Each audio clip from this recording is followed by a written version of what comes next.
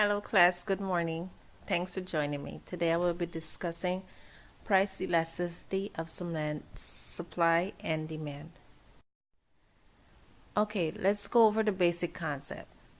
Price elasticity um, is are always negative, although analysts tend to ignore the sign, even though this can lead to some kind of ambiguity. Um, it is a measure of how much a quantity demanded of a good responds to the change of price of that good. The law of demand tells us that consumers will respond to a price decrease by buying more of a product. So then, elasticity measures the extent to which demand will change. And later on, we will see how it measures also how supply will change. Types of price elasticities. We have perfect elastic, perfectly inelastic, unitary elastic, relative inelastic. Okay, so I want to talk a little bit more about relative inelastic demand. It's a proportionate change in the quantity demanded is less than a proportionate change in the price. Okay, so the luxury cars that we see around, like the Rolls Royce or a Ferrari, how many people can buy that? Not many. Anyway, so if the price of a Ferrari goes down from 100,000 to 90,000, um, some people will buy it, but not the everyday regular Joe. We will not be buying a car for that much money. So, anyways, that's what they would talk. They're talking about relative inelastic. When something is relative inelastic, it's a luxury item. Not everyone that buys it. At least that's my understanding of it. Anyways, price elasticity of demand is most important among all the independent variables that affect the demand for a commodity. It is concerned with how sensitive the quantity demanded to the change in the price of the good. Um, Price elasticity of demand may be defined as the ratio of the relative change in demand and the price variable. It shows the responsiveness of elasticity to the quantity demanded of a good or service to a change in price. So if something the price falls, I will buy more. If it raises, I will buy less. There are certain things that determine elasticity.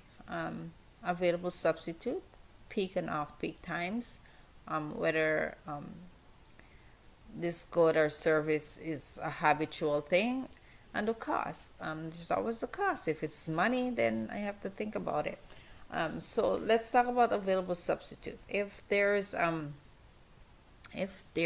these three shoe stores that I like to shop at, and one of them suddenly says, "Oh, I'm gonna raise my price." Guess what? I'm gonna shop somewhere else because I can buy shoes anywhere. I just like buying it at your store, but since I don't have to, I won't. So there's a substitute. And when it comes to peak and off peak, I can use car rentals. You know how during the week you go to rent a car and it's $130. Well, that's called a peak time. Peak time. And in the weekend is off peak time. I can get it for $10. So guess what? I'm gonna rent off peak time as opposed to peak time. Um, and there are a lot of things that can go with demand elasticity. Um, there are a couple factors that affect price elasticity of demand: nature of the commodity, the type of thing that we're going for, availability of substitutes, variety of uses, influence of habits, like what I prefer. If I prefer to have, um, I don't know, Clark's over aerosol, whichever one. Let's go to price elasticity of supply. Price elasticity of supply is the same basic formula as demand elasticity, but it looks at the percentage in quantity supplied instead of the percentage change in quantity demanded. Um, Determinants of supply elasticity, the product type and time. Time is key in determinant of supply. it will show how flexible a product is, and suppliers can adjust, can make adjustment, whether in the short term or in the long term. In the short term, supply elasticity is more elastic than the market period, and when it depends on the ability to produce to respond to price change. In the long run, supply elasticity is most elastic because more adjustments can be made over time and quantity can be changed. Okay, so if I have beans and my bean crop fail, I can quickly switch to corn if I have time. So on the long run, I can switch to corn because my crop failed. I can switch to corn, and then I can have a harvest of corn in a few months because corn grows faster. In the short term, I won't have that flexibility.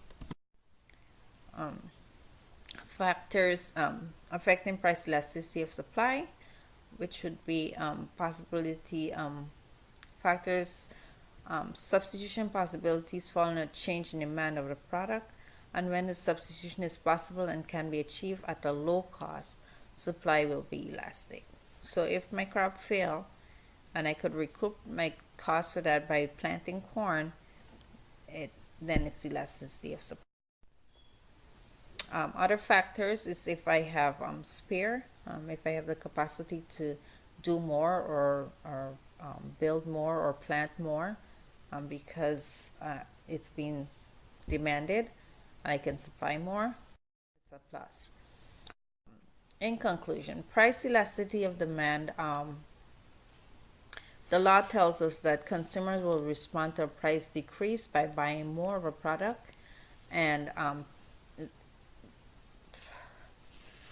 prices are more elastic when consumers respond to a change in price. Um, Price elasticity of supply. Suppliers will gain extra revenue if they reduce their price. Um, and factors affecting supply elasticity would be time and more stock. Thank you so much for listening. Have a great night, a great day because it's morning. Thank you. Bye bye.